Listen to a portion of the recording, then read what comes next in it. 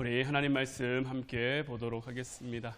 오늘 우리가 함께 나눌 하나님 말씀은 민수기 21장 4절부터 9절까지 말씀입니다. 구약성경 민수기 21장 4절부터 9절까지 말씀, 우리 다 같이 한 목소리로 말씀 보도록 하겠습니다. 백성이 호르산에서 출발하여 홍해 길을 따라 에돔 땅을 우회하려 하였다가 길로 말미암아 백성의 마음이 상하니라.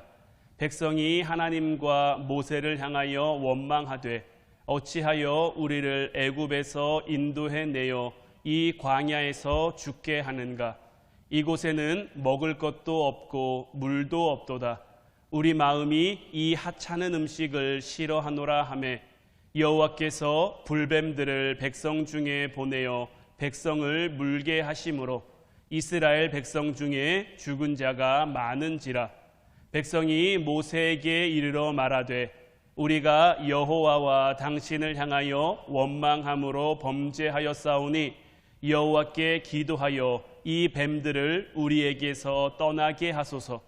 모세가 백성을 위하여 기도하매 여호와께서 모세에게 이르시되 불뱀을 만들어 장대 위에 매달아라. 물린 자마다 그것을 보면 살리라. 모세가 놋뱀을 만들어 장대 위에 다니 뱀에게 물린 자가 놋뱀을 쳐다본즉 모두 살더라. 아멘. 우리가 이번 기도회를 시작하면서 믿음에서 소망으로라는 주제를 가지고 하나님의 말씀을 함께 나누고 있는데, 우리가 어제 시간을 통해서 살펴본 말씀, 하나님께서는 이스라엘에게 왜 율법을 주셨을까요? 하나님은 이미 아셨을 거예요. 이스라엘 백성들이 율법을 온전히 지킬 수도 없고 또 율법 자체가 이스라엘을 의롭게 하지 못한다라는 것을 알고 계셨을 텐데, 왜 하나님께서는 이스라엘 백성들에게 율법을 주셨느냐? 우리는 하나님께서 율법을 지킬 수 없는 그러한 존재인 이스라엘에게 율법을 주신 그 목적에 대해서 좀 살펴볼 필요가 있는데, 율법이라는 것은 우리의 감정이나 우리의 상태나 어떤 우리의 동의를 구하지 않고 단호하게 지킬 것을 우리에게 요구합니다. 율법 앞에서 우리는 율법을 지키느냐 지키지 못하느냐만 있는 거예요. 우리의 상황이 이래서 어쩔 수 없었습니다. 우리의 형편이 이래서 이거는 안 되는 거였습니다. 이렇게 변명하거나 핑계할 수 없는 거예요. 이것이 법 앞에 선 우리들의 모습인 거죠. 우리는 놀랍게도 이러한 율법의 요구 앞에 우리가 율법을 지킬 수 없는 존재라는 것을 점점 깨달을 수밖에 없는 거예요. 그러니까 하나님께서는 온전히 지킬 수도 없는 이 율법을 이스라엘에게 주심으로 말미암아 모든 열방에게, 어제도 말씀드렸습니다마는 하나님의 거룩하심과 하나님의 공의로우심을 드러내기 위함이었고, 또 그 공의로움과 의로움과 거룩함 앞에서 인간의 노력이나 인간의 수단이나 인간의 방법으로는 거룩함을 얻을 수 없음을 우리로 하여금 깨닫게 하시기 위해서 하나님은 이스라엘 백성들에게 율법을 주신 거예요. 그런데 하나님께서 이스라엘에게 율법을 주시고 또한 이스라엘을 택해서 인도하시고, 이런 하나님의 은혜 가운데, 하나님의 인도하심 가운데 이스라엘 백성들의 눈에는 뭐만 들어왔냐면 하나님이 자기들을 택하셨다라는 그 선민의식만 들어와 있는 거예요. 이 선민의식이라는 그 교만함이 그들의 눈을 가리고 그들의 귀를 가리어서 하나님은 율법을 통해서 그들의 죄된 실상을 보게 하고자 하셨는데, 그러므로 하나님의 거룩함 앞에서 우리는 죽을 수밖에 없는 그러한 존재임을 율법의 거울로 드러내시길 원하셨는데, 이스라엘은 스스로 거룩한 척하면서 스스로 의로운 척하면서 오히려 하나님의 거룩함을 훼손하는 그러한 일들을 감당한 거죠. 율법의 요구 앞에 서 있는 우리 또한 마찬가지입니다. 우리도 하나님의 율법 앞에 온전할 수 있는 사람은 아무도 없어요. 저도 그렇고 여러분들도 그렇고 하나님의 율법을 우리가 어떻게 온전히 지킬 수 있겠습니까? 하나님 앞에서 우리가 의로워야 되는데, 하나님이 우리 앞에 거룩하라고 하셨으니 우리는 거룩해야 되는데, 그래서 우리가 의롭고 거룩해야 하나님의 구원 가운데 살아갈 수 있음을 알면서도 우리는 아무것도 할 수 없는 인간의 무능함과 연약함 앞에서 우리는 하나님 앞에 그저 발만 동동 구를 수밖에 없는 거예요. 이때 우리는 빠져나올 수 없는 딜레마에 빠지게 되는 거죠. 하나님 앞에 나가야 사는 것 다 알아요. 그런데 죄 있는 자는 하나님 앞에 나갈 수 있습니까? 없습니까? 죄 있는 자는 하나님 앞에 나가지 못하죠. 이러지도 못하고 저러지도 못하는 거예요. 하나님 앞에 나가야 된다는 걸 아는데 우리에게 죄가 있으니 감히 하나님 앞에 나아갈 수 있을까? 이런 마음, 이런 염려가 드는 것도 당연한 거죠. 이러지도 저러지도 못하는 우리의 모습이 율법 앞에 있는 우리의 모습인 거예요. 율법 앞에 우리는 이런 모습으로 설 수밖에 없는 거예요. 로마서 3장 20절 말씀을 보면 그러므로 율법의 행위로 그의 앞에 의롭다 하심을 얻을 육체가 없나니 율법으로는 죄를 깨달음이니라. 율법은 하나님의 공의 앞에서 우리 스스로가 의롭게 될 수 없고 어떤 나로부터 시작된 어떤 노력이나 수단이나 어떤 이런 것들을 통해서는 하나님 앞에 나아갈 수 없는 그러한 존재임을 깨닫게 하는 거예요. 그러니까 나로부터 나올 수 있는 것은 아무것도 없어요. 나의 노력이나 나의 행위로 이룰 수 있는 것도 아무것도 없어요. 하지만 하나님이 우리에게 주신 은혜라는 건요, 바로 여기에서부터 시작되는 거예요.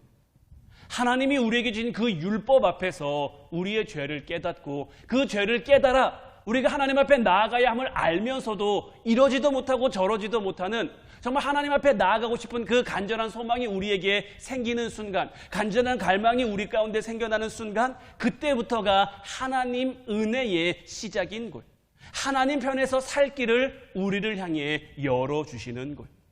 오늘 본문 말씀은 우리가 잘 아는 말씀이죠. 이스라엘 백성들이 광야의 길을 걷다가 하나님 앞에 원망한 거예요. 그랬더니 노뱀을 하나님께서 보내셔서 이스라엘 백성들을 물게 했고, 이때 모세가 하나님 앞에 기도했더니 오늘 본문 9절 말씀을 보면 모세가 노뱀을 만들어 장대 위에 다니 뱀에게 물린 자가 노뱀을 쳐다본 즉 모두 살더라. 이스라엘 백성들이 출애굽했습니다. 그리고 이스라엘 백성들이 출애굽한 이야기를 담고 있는 성경이 출애굽기죠. 그런데 출애굽기를 가만 보다 보면요, 제목만 출애굽기지 실상 이스라엘 백성들의 마음은 아직 어디에 있습니까? 아직 애굽에 있어요. 몸은 빠져나왔는데 마음은 빠져나오지 못해요. 여전히 애굽에 남아 종살이하던 그때를 그리워하고 그때를 기억하고 하나님 앞에 반역하고 하나님 앞에 거역하는 그러한 흑역사가 기록된 책이 바로 이 출애굽기라는 책이에요. 오늘 우리가 본 이 본문 말씀의 사건은 이스라엘 백성들이 바란 광야 가데스에서 가나안 땅을 정탐했어요. 바로 들어갈 수도 있었는데 안 가겠다고 이스라엘 백성들 스스로가 찡찡거리는 거죠. 그래서 하나님께서 그들이 정탐꾼을 보내서 정탐한 날 하루를 1년으로 해서 정탐꾼이 40일 동안 그곳을 정탐하고 왔으니 하루를 1년으로 40일이니 40년을 연장해서 이제 광야 뺑뺑이가 시작된 그러한 이후에 일어난 사건이에요. 오늘 보면 4절 5절 말씀을 보면 백성이 호르산에서 출발하여 홍해 길을 따라 에돔 땅을 우회하려 하였다가 길로 말미암아 백성의 마음이 상하니라. 백성이 하나님과 모세를 향하여 원망하되 어찌하여 우리를 애굽에서 인도해내어 이 광야에서 죽게 하는가? 이곳에는 먹을 것도 없고 물도 없도다. 우리 마음이 이 하찮은 음식을 싫어하노라 하며. 백성이 호르산에서 출발했어요. 홍해 길을 따라 에돔 땅을 우회하려고 했는데 길이 좋지 않았던 거죠. 지금 이 길 누구 때문에 걷게 된 겁니까? 하나님이 인도하셨습니까? 이리로? 아니에요. 하나님은 이미 가데스 바네아에서 그들로 하여금 가나안 땅에 들어갈 수 있는 기회를 주셨어요. 하나님이 그 땅에 정탐꾼 보내라고 하신 적이 있습니까? 없어요. 그들 스스로가 결정해서 정탐꾼을 보낸 거예요. 한 집하당 한 명씩 12명의 정탐꾼을 보내서 그곳을 40일간 정탐하고 오게 했는데 지금껏 그들이 여기까지 올 수 있었던 것이 누구의 은혜이고 누구의 도움입니까? 애굽에 내려진 10가지 재앙을 통해서 하나님은 그들에게 무엇을 깨닫게 하셨습니까? 하나님의 능력, 하나님의 권위, 하나님의 힘, 하나님의 함께하심, 하나님의 인도하심.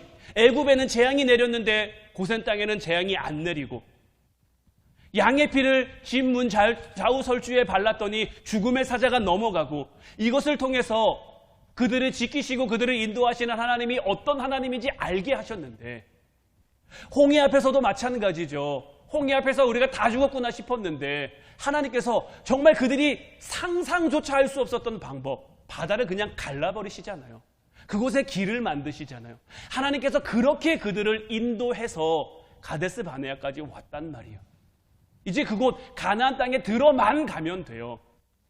그런데 정탐꾼 보내서 정탐을 했어요. 정탐을 한 것까지는 좋다 이거예요. 그런데 정탐하고 돌아와서 한다는 말이 뭐예요? 우리는 그곳에 들어갈 수 없다.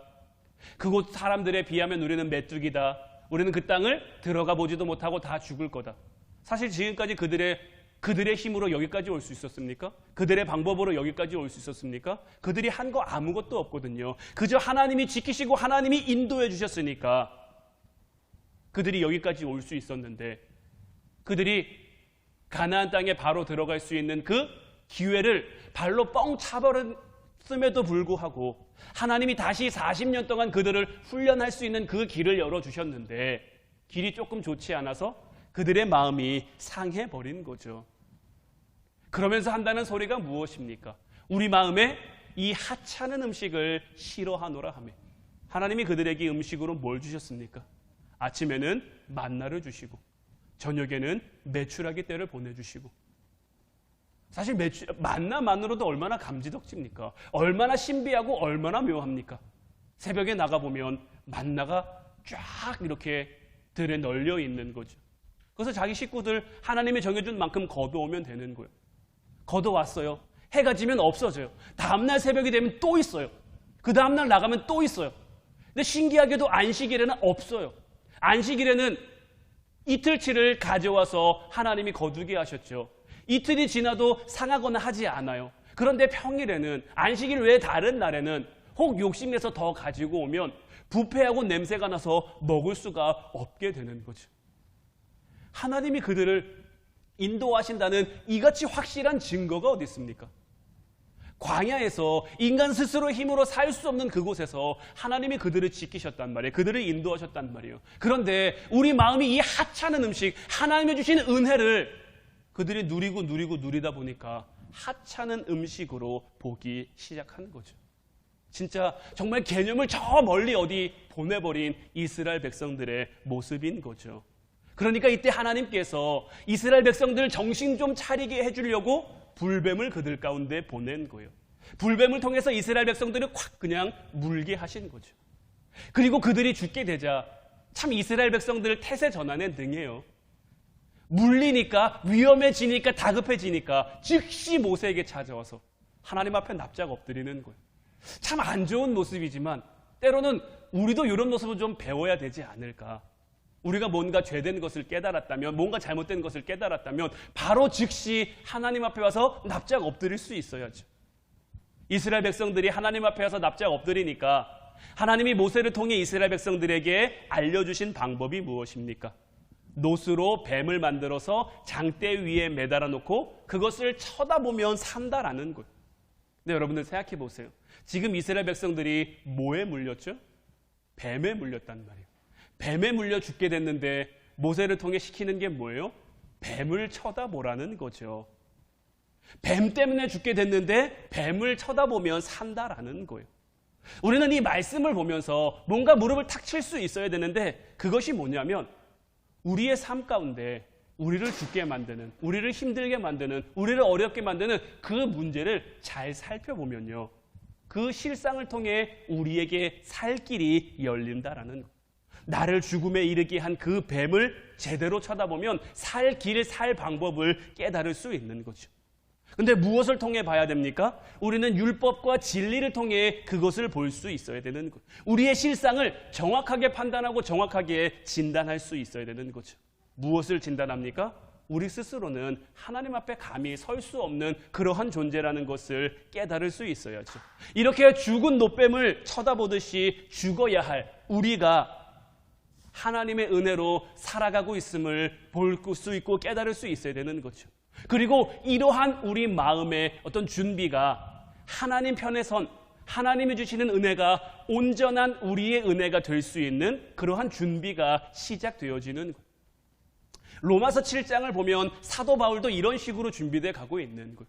시간 관계상 로마서 7장의 내용을 우리가 다 살펴볼 수는 없습니다만 혹시 여러분들이 나중에 시간 되시면 로마서 7장을 한번 보세요. 사도 바울이 하나님 앞에 불려지고 준비되어지는 과정이 바로 이와 같은 모습으로 나타나는 거예요.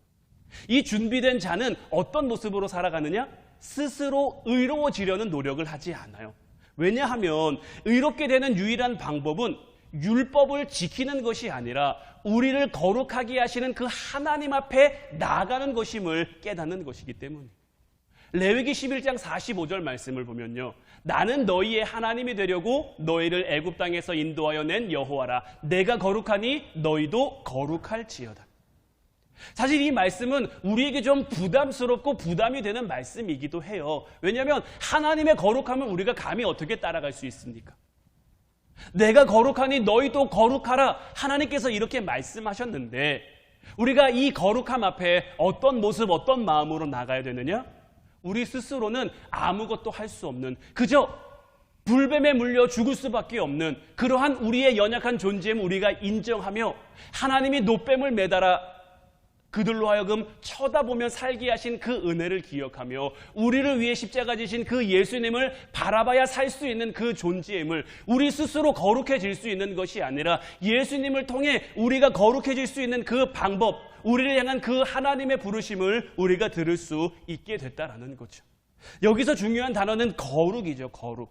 이 거룩이라는 단어는 히브리어 카도시라는 단어인데요, 이 단어는 성경에서 대부분 수동태적으로 많이 사용돼요.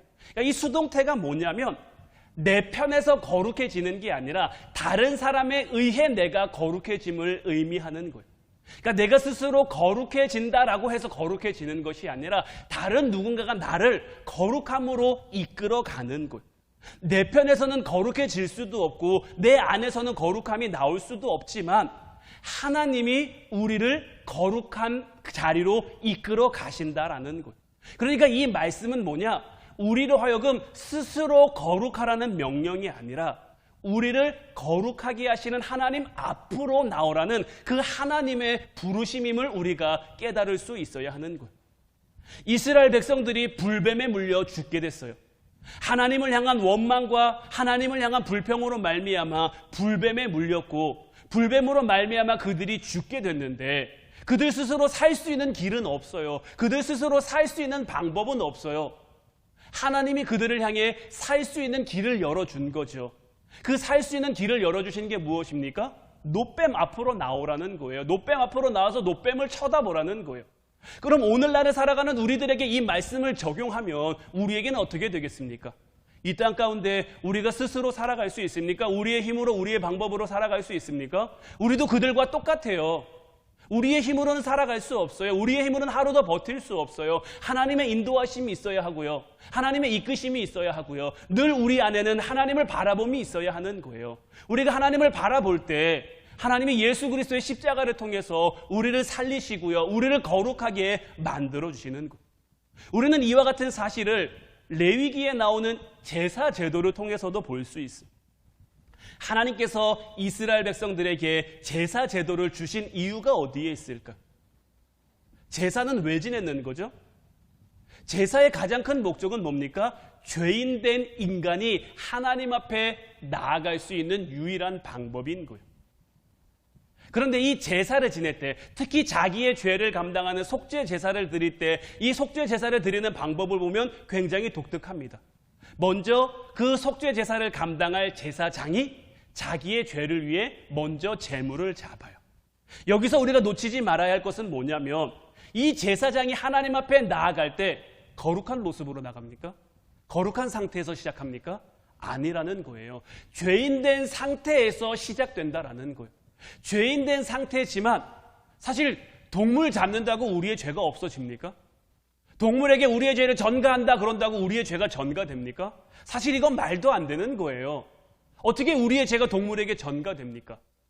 하나님이 우리를 향해 그렇게 해주시겠다고 인정해 주시니까 그 동물을 잡음이 하나님 앞에 우리의 죄를 해결함이 될 수 있는 거죠. 우리는 하나님 앞에 나갈 때 늘 의로운 모습, 정당한 모습, 바른 모습으로 나가는 것이 아니라 늘 부족한 모습, 늘 연약한 모습, 죄된 모습으로 나아감을 늘 인정하며 살 수 있어야 되는 거예요. 제가 지난 시간에도 여러분들에게 지난 금요철야 시간이었죠. 물은 적이 있는데 여러분들은 여러분들의 삶 가운데 내 믿음이 좀 강하다고 여겨질 때나 아니면 반대로 좀 믿음이 약하다고 여겨질 때 있으십니까? 지금은 내 믿음 상태가 조금 괜찮은 것 같고 또 지금은 내 믿음이 조금 좋지 않은 것 같고 이렇게 여겨질 때가 있습니까? 없습니까? 믿음은 우리로부터 시작입니까? 하나님이 주시는 겁니까? 믿음은 내가 만들어내는 겁니까? 하나님이 주시는 겁니까? 우리가 믿음을 만들어낼 수 있습니까? 우리는 믿음을 만들어낼 수 없어요. 믿음은 하나님이 우리에게 주시는 거예요. 그럼 하나님이 우리에게 주신 거, 우리가 믿음이 약해질 때는 하나님 뭔가 좀 잘못된 거 주셔서, 하나님 뭔가 좀 불량품 주셔서 우리의 믿음이 약하게 느껴지는 걸까요? 사실 믿음은 강한 믿음, 약한 믿음 없어요. 하나님이 우리에게 주신 믿음은 늘 확실한 믿음이에요. 늘 온전한 믿음이에요. 그런데 그 믿음을 다루는 우리의 상태가, 우리의 상황이, 우리의 마음이 그 믿음을 온전히 바라보지 못하는 거죠. 어제도 말씀 나눴습니다마는 아브라함이 하나님 앞에 나갔잖아요. 하나님이 부르시니 하나님 앞에 나갔잖아요. 고향을 떠나라, 친척과 아버지의 집을 떠나라, 떠났단 말이에요. 하나님이 그에게 주신 그 약속을 믿고, 그런데 그가 약속의 말씀을 믿고 따라가는 그 과정이 늘 순탄했습니까? 늘 형통했습니까?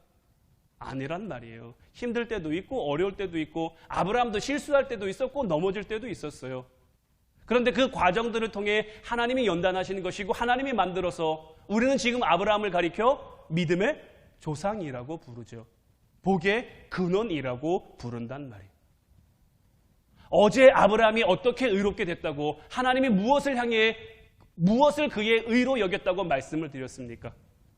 하나님이 그에게 주신 말씀, 아직 이루어지지 않았지만 그것이 이루어진 것처럼 누리며 살아가는 그의 믿음이 하나님 앞에 의로 여겨졌다고 말씀드렸죠. 이제 우리의 마음도, 우리의 상황도, 우리의 믿음도 이런 모습으로 갈 수 있어야 되는 것. 늘 우리는 하나님 앞에 부족한 모습이에요. 늘 하나님 앞에 우리는 연약한 모습이에요. 하지만 우리가 이 사실을 깨달아 알게 되었다면 이제 우리는 무엇을 바라고 무엇을 소망할 수 있습니까? 하나님의 절대적인 은혜를 바라고 소망할 수 있는 거예요. 지금 여기 세아가 있습니다마는 우리 세아가 뭘 하면 자기가 스스로 하려고 하는 게 굉장히 많아졌어요. 이것도 자기가 할 수 있고 저것도 자기가 할 수 있고 길을 가는데도 이제 찾길임에도 자꾸 손을 놓고 가려고 할 때가 있어요. 뭔가 이제 세상 살아가는데 자신감이 붙었나 봐요. 그런데 언제 아빠 손을 잡습니까? 자기 스스로 안 된다고 여겼을 때는 제 손을 잡아요. 엄마 손을 잡고요. 우리도 우리의 삶 가운데 마찬가지예요. 우리가 아무것도 할 수 없는 존재임을 깨달을 때 그때가 하나님의 은혜를 우리가 만날 수 있는 그때인 거예요. 우리가 자신만만하게 우리에게 주어진 삶을 살아가는 것 같지만 하나님이 우리를 도우시지 않으면, 하나님이 우리와 함께 하시지 않으면 우리는 아무것도 아닌 거예요. 이제 이 사실을 우리의 삶을 통해 온전히 깨달을 수 있는 여러분들이 되시길 바라요. 그래서 이 사실을 깨달아 알게 됐다면 정말 하나님의 절대적인 은혜를 온전히 바라보는 여러분들이 되시길 바라요. 내게는 어떤 선한 것도 없지만 우리를 거룩하게 하시는 그 하나님 앞에 나아감으로 우리도 거룩하게 되고, 우리가 하나님의 거룩함을 덧입어 이 땅을 살아갈 때에 이스라엘 백성들이 홍해를 건너고, 이스라엘 백성들이 반석에서 물을 얻고, 이스라엘 백성들이 늘 만나와 외출하기로 그들의 삶을 살아갈 수 있었던 것처럼 끝내 하나님의 은혜로, 하나님의 도우심으로 가나안 땅에 들어갈 수 있었던 것처럼 우리의 삶도 하나님이 그렇게 인도해 가실 줄로 믿어요. 만나가 필요하면 우리에게 만나 주시겠죠. 메추라기가 필요하면 메추라기 주시겠죠. 마실 물이 필요하면 반석을 갈라서라도 그 물을 우리에게 주시겠죠. 우리 하나님은 전능하신 분이에요. 불가능이 없으신 분이에요. 이제 이 하나님 정말 온전히 믿을 수 있는 여러분들이 되셔서 이 하나님이 우리에게 주신 말씀이 있다면, 이 하나님이 우리에게 주신 약속이 있다면 그 믿음 가운데 이제 소망으로 나아가는, 막연하게 믿기만 하는 것이 아니라, 어제도 말씀드렸습니다. 막연히 되겠지가 아니라, 될 거야가 아니라 아직은 이루어지지 않았어도 그것이 내 것으로 주어진 것처럼 믿을 수 있는 그 믿음이 이제 우리 안에 생겨서 우리를 거룩하게 하시는 그 하나님과 함께 동행하며 이 땅을 살아가는 저와 여러분들 되시기를 주님의 이름으로 축원해 드립니다. 이제 우리 찬양하고 같이 기도하기를 원하는데, 오늘 이 시간에는 우리 약할 때 강함 되시네 이 찬양 함께 나누고 기도했으면 좋겠어요. 정말 이 찬양의 가사처럼 우리가 약해도 하나님 강하시니, 우리가 부족해도 하나님 강하시니, 우리가 아무것도 아니어도 하나님 강이시니, 정말 이제 이 하나님의 은혜, 예수 그리스도의 십자가를 우리 보배로 여기며 살아가서 정말 예수 그리스도의 그 존귀한 이름과 함께 살아감으로 하나님의 은혜와 축복을 우리가 누릴 수 있기를 바라며 찬양 부르고 함께 기도하도록 하겠습니다.